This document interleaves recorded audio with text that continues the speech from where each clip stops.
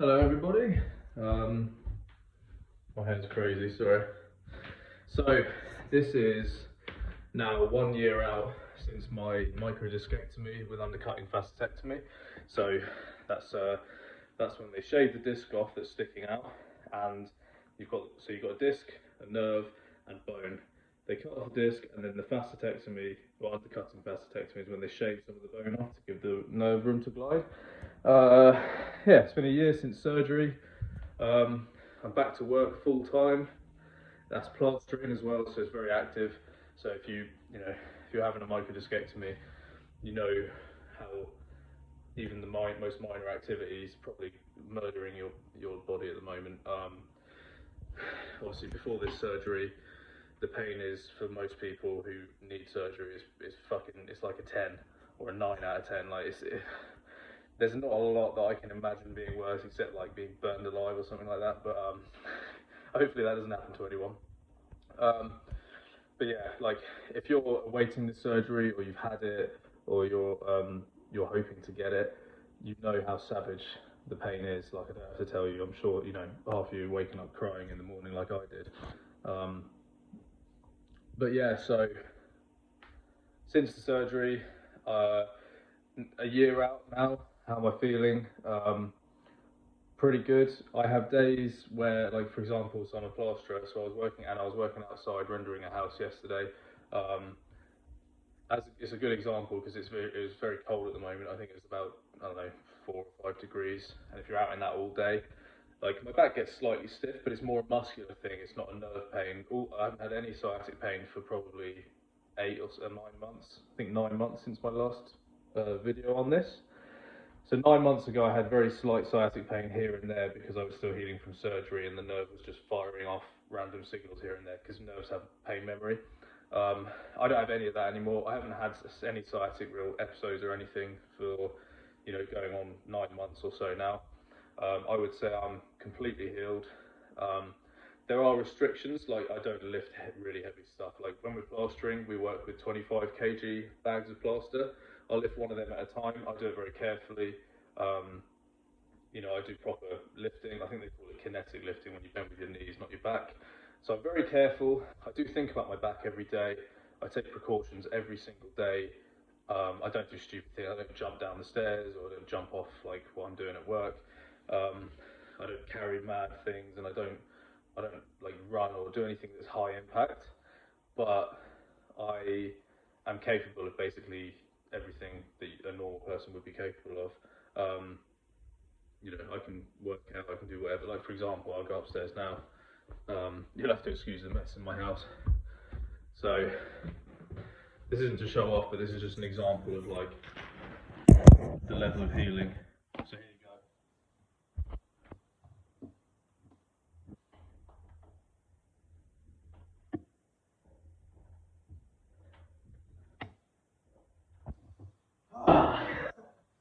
So that's just like that's an example. Like so, I can just jump up and do 5 pull-ups. It's not an issue. Obviously, I'll now be out of breath. Talk for the rest of the video, um, but yeah. So I've got no problems. Like I'm considering taking up jogging again because I've still got weight to lose. I'm still slightly overweight. I'm probably about 18 or 19% body fat right now. I have been trying to diet because before I had the surgery, I had 2 years where I was like mostly inactive. So I did gain a lot of weight. I'm still fighting that off.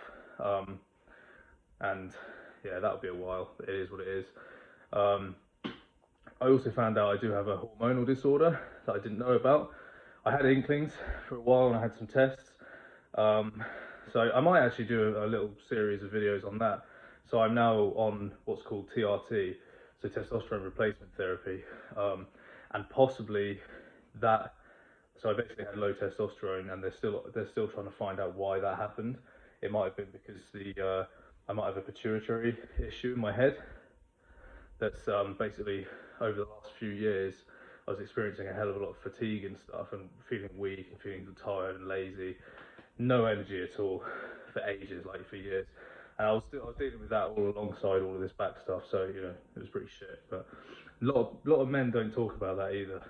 Men's hormonal health just as important as women's. There's a lot of stuff out there about menopause, but nothing about andropause, which I find very discriminatory about, against men. I never, like, in the 21st century, I'm a white middle class guy living in England. Like, I don't, experience discrimination if you're woke and you believe in that sort of stuff as such, but we do. Men are discriminated against massively in society, and it's very underrated. But yeah, I think men should talk about their hormonal health. I'm 30 now. The last few years, something's been going on. I'm not sure what. So, for example, now I have to inject testosterone twice a week, and that's, to be honest with you, that's probably helped quite a lot with recovery actually, because testosterone aids healing, muscle recovery, things like that. My beard's randomly started filling out nicely, which is cool. So I definitely had issues there, and that may have led to my back issue because of the muscle weakness and things. So, explore the cause of your injury if you don't know what it is. I know mine got injured at work, but I'd had a lot of back issues and muscle weakness and fatigue and stuff before for several years. So I think I will do a series on my TRT, why I've done it, why that happened to me, which I'm actually still exploring. I don't know why that's happened to me. I'm waiting for an MRI. We're exploring a few things. I have a lot of blood tests and stuff. That's probably my one side effect from it, is you do get a bit of acne from the TRT, which kind of sucks. Got a big scar there. That's my cancer scar. But yeah, I guess one random bit of acne, which isn't very nice, but whatever. Anyway, back to the back. Yeah, completely healed. No problems. I'm plastering every day, like 5 days a week, sometimes more. I do have very slight limitations, but it's not a lot. I wouldn't say I feel in any way, what would be the word? I don't feel in any way kind of afraid of re-injuring right now. I do take care, but I don't sit there going, oh God, what if my disc goes if I pick up my sock off the floor or whatever. That sort of thing. And incidentally, I can finally reach my toes. I have not reached my toes for years, and I can do it straight off the ground. No problem. Slightly bent legs, but flexibility's back without pain. And yeah, I'm able to work out and stuff. There's not really much more to talk about, but my life in the last year has just got better and better every single day, every single week, every month. The surgery was 100% worth it. I'd do it again 1,000 times over. It might not be the case for everyone. Surgery might not necessarily be what's needed for you, but certainly speak to your doctor about it. And if you're in the UK with the NHS, who are quite frankly fucking shit, push them if you have to. The NHS, they ration their treatments because they say they need more money. They don't need more money. They've got plenty of money. They've just got terrible management, and they hire fucking things like diversity, inclusivity officers and things like that. And they spent I remember they got a load of money from the government during COVID, and immediately, because I was looking for a bit of work at the time, and I was looking on job sites, and they were immediately hiring. After they got this money, they were immediately hiring for executive positions for 145 grand a year. You don't need that. You need more nurses and things like that. The NHS has plenty of money. They don't even deserve more. They just need to manage what they've got better. And this is a thing that I'll probably have a lot of comments arguing with me against, because that's not the thing to say. It's wrong think or whatever. But it's true. They don't need more money. They need better management. They need to look after the money they got better and stop wasting money on people like me. They spent easily 20 grand, pushing my problem along, kicking it down the road, and not actually getting it dealt with. If they dealt with it initially, they might have spent 15 grand or 10, maybe only 10 grand. All I needed was an MRI and then a surgical consult, and then go for it. But anyway, so yeah, if you're dealing with the NHS, I would recommend that you push your doctor to fully explore why it hurts, what the cause is. Get yourself an MRI. If you've got a lower back issue that's giving you severe sciatic pain or any kind of sciatic pain, get yourself an MRI, find the cause of that issue, and then push your doctor to give you a solution. They'll push on you the epidural steroid injections first. They may work, excuse me, they might work for you. I didn't even try them because my issue was so severe. If I could put up the MRI scan on this video, I would, but I've just filmed this on my phone. But I had a protrusion like sticking out like that far, like it was properly compressing the nerve root. I said to my surgeon, like, you know, could this be fixed naturally or like with medication? He said, no, there's no chance. And they left me with that for 2 years. So you can imagine my attitude towards the NHS. And the NHS is, you know, I had cancer and they dealt with that very quickly. They're good with life and death, but when it comes to like, you know, my life is ruined because of this fucking injury, or like, you know, if you're not physically bleeding out on the floor or you're going to die in the next few months, they don't care. They'll kick you down the road for as long as they fucking can. I mean, again, even with the TRT, I'll go into that on a long form like thing on another video, but they didn't help me with that. I had tests years ago. They told me I was fine.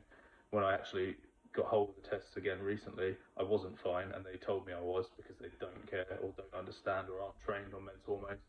They're just, I don't know, they're just arseholes. Like, there's the amount of people out there that's suffering every single day of their lives because the NHS won't help them, because they have budgetary issues, which they don't.